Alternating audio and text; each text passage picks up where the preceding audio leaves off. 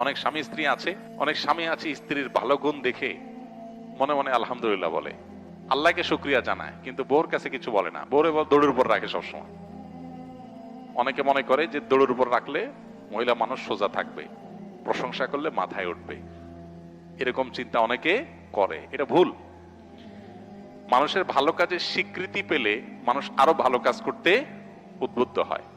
আর আল্লাহ তাআলা সেটাই নির্দেশ আমাদেরকে করেছেন। নবী সাল্লাল্লাহু আলাইহি ওয়াসাল্লাম বলেছেন, মাল্লাম ইয়াশকুরিন নাস লাম ইয়াশকুরিল্লাহ। যে ব্যক্তি মানুষের ভালো কিছু দেখার পর তার শুকরিয়া জানায় না, মানুষকে যে শুকরিয়া জানায় না, সে আল্লাহকে আলহামদুলিল্লাহ বললেও সেটা শুকরিয়া হয় না।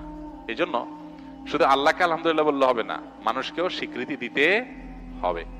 এটা স্ত্রীর বেলায় প্রযোজ্য, স্বামীর বেলায় প্রযোজ্য। অনেক মহিলা আছে অন্যান্য মহিলাদের সাথে গল্প বলার সময় নিজের স্বামীর অনেক তারিফ করে, যে ভাই আফা